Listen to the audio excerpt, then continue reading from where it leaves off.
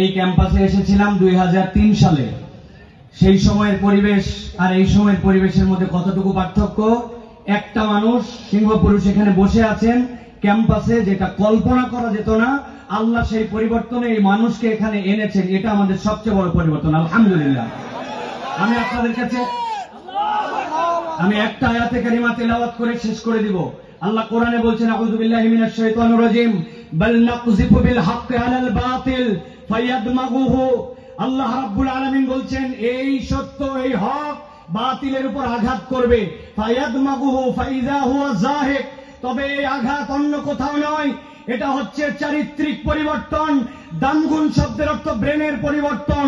আপনার চেতনা, আদর্শ, আপনার নৈতিকতা, এইটা দিয়ে যদি ইসলামী বিশ্ববিদ্যালয়কে পরিবর্তন করা না যায়, বাংলাদেশে অন্য কোন বিশ্ববিদ্যালয় স্বাধীনতার পরে প্রতিষ্ঠিত হয় নাই। এই বিশ্ববিদ্যালয় ইসলামকে লালন করার জন্য প্রতিষ্ঠিত হয়েছিল।